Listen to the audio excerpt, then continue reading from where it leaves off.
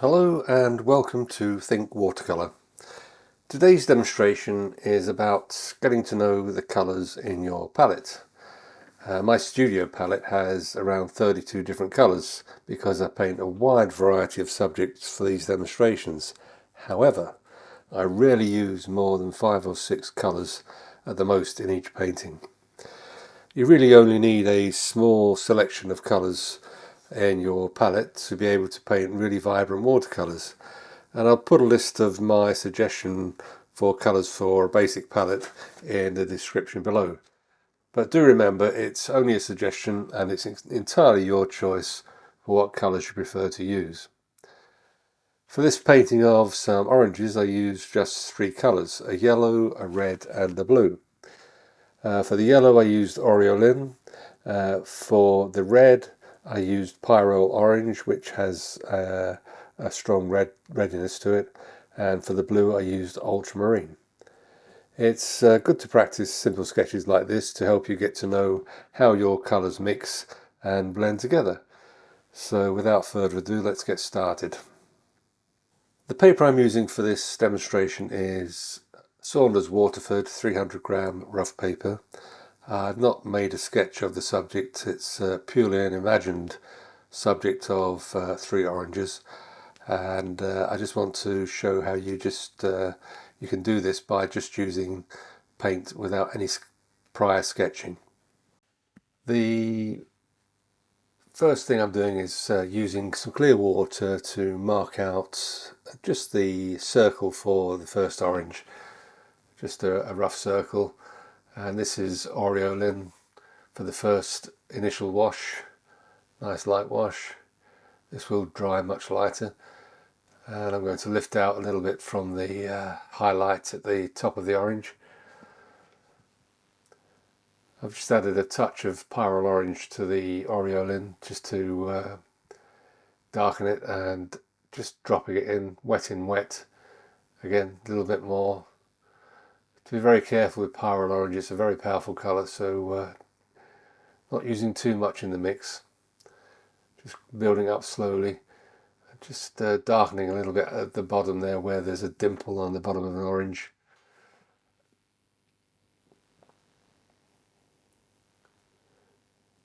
Just a little bit of tidying up. Oranges aren't perfectly spherical, so it doesn't matter if it's a little bit rough around the edges.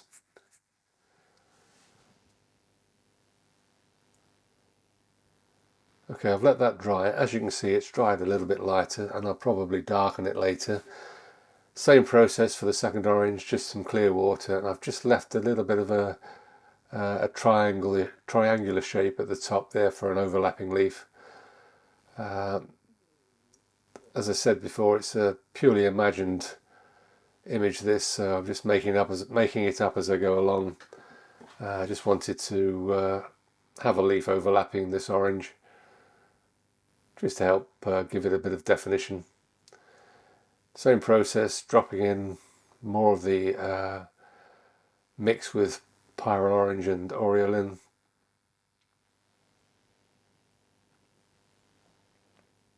Again, lifting a highlight out, and while it's still wet, dropping in more pigment just to help define the 3-dimension of the subject.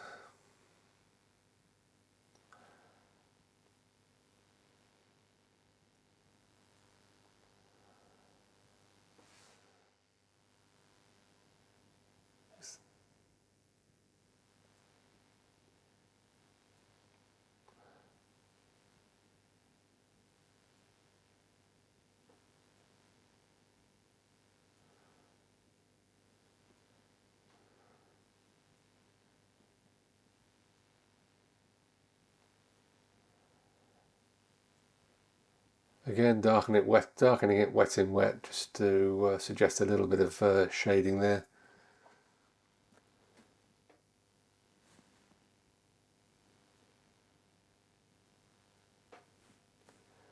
Again, just darkening the area around where there's a dimple at the bottom of the orange.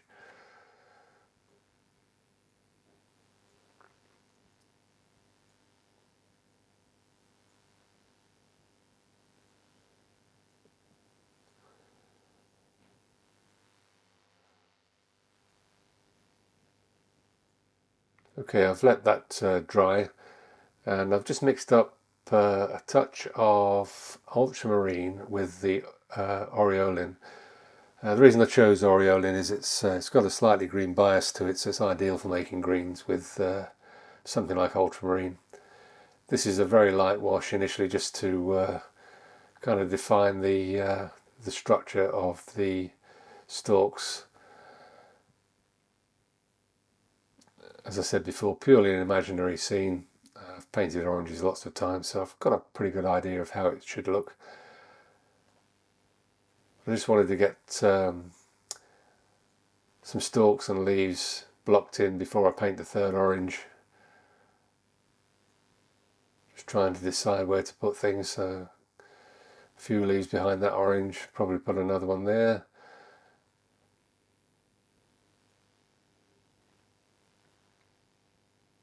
And maybe one above where the third orange is going to be.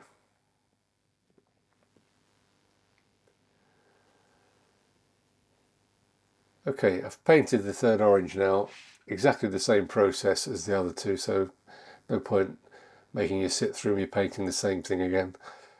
I've just darkened the green mix with a little bit more ultramarine and a touch of the pyrrole orange just to strengthen it a little bit, but really tiny amount. That's the thing with when you're practicing with a limited palette. Try colours out on a piece of rough paper first before you commit to the piece you're working on. Make sure you're happy with how they're going to turn out.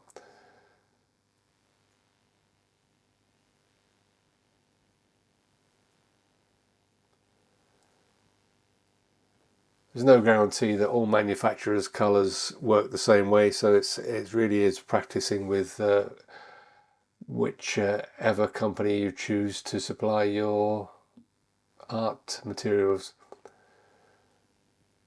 I use a mixture of Daniel Smith and Winsor and Newton, so over the years I've got to know the colours that work for me. And you should do the same. Practice with watercolour. The more you practice, the more you get to know your palette, and the more you know what you can and can't achieve.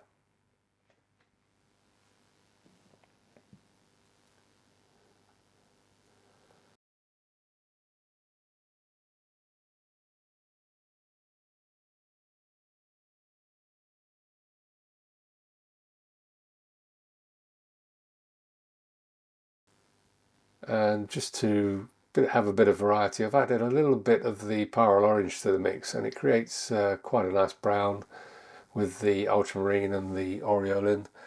It's a little bit like burnt sienna, so it just adds a bit of definition to these stems.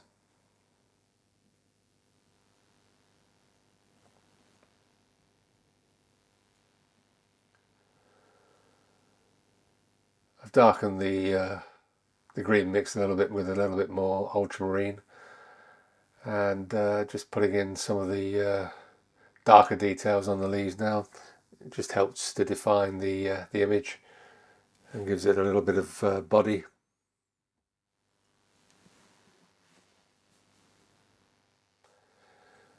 So when you put these contrasting darks in, that a painting tends to come alive. And I intend to darken these oranges a little bit at the end because they've dried a little bit too light for me.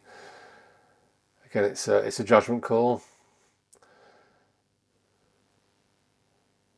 As I keep banging on about it, it's all practice.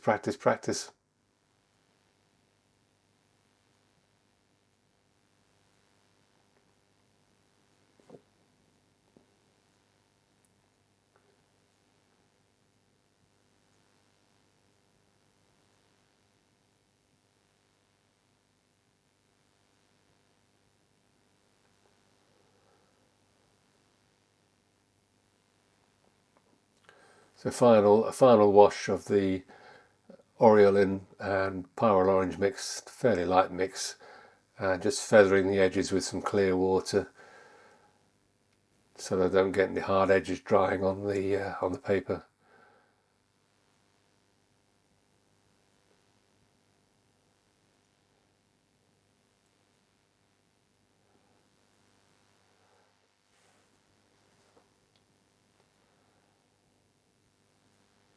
few more fiddly touches on those leaves. I'm fiddling now, really shouldn't do this. The one thing about watercolour is knowing when to stop.